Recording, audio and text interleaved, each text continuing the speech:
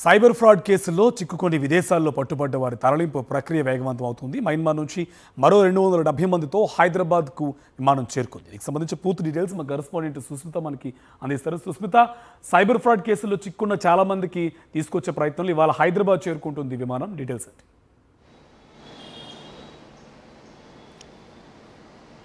కార్తిక్, ఉద్యోగాల నిమిత్తము కాంబోడియా, మయన్మార్ అలాగే థాయిలాండ్కి వెళ్ళిన ఎవరైతే భారతీయులు ఉన్నారో దాదాపు అక్కడ 578 మంది కూడా సైబర్ ఫ్రాడ్ కంపెనీలకు సంబంధించి ఇరుక్కున్నట్టుగా కూడా తెలుస్తుంది. దీంతో కరీంనగర్కి సంబంధించిన ఒక వ్యక్తి సమాచారం ఇవ్వడంతో ఈ ఉదంతమంతా బయటపడినట్టుగా కూడా తెలిసింది. ఆ వెంటనే కూడా సాక్షి టీవీ చొరవతో కూడా కేంద్ర హోంశాఖ సహాయ మంత్రి దీనిపై రెస్పాండ్ అవ్వడంతో అక్కడికి 2 ఆర్మీ విమానాలు పంపించినట్టుగా కూడా చెప్తున్నారు. 2 ఆర్మీ విమానాలు ఇప్పటివరకు 271 విమానంలో మరో విమానంలో 270 మంది నిన్న ఇక్కడి వరకు చేరుకున్నట్టుగా కూడా చెప్తున్నారు. మొత్తం 540 మంది వరకు కూడా ఇండియాకి చేరుకోవడంతో మొదట ఢిల్లీకి చేరుకున్నారు. ఢిల్లీకి చేరిన అనంతరం కూడా వారిని వెంటనే సిబిఐ అదుపులోకి తీసుకుని వారందరినీ స్టేట్మెంట్ రికార్డ్ చేసినట్టుగా కూడా చెప్తున్నారు. అక్కడి నుంచి హైదరాబాద్కి ఎవరైతే ఏపీ తెలంగాణకి సంబంధించిన 42 మంది ఉన్నారో వారందరినీ కూడా వారి స్వస్థలకు చేరేందుకు తెలంగాణ పోలీసులు అయితే మొత్తం రంగం సిద్ధం చేస్తున్నట్టు కూడా చెప్తున్నారు.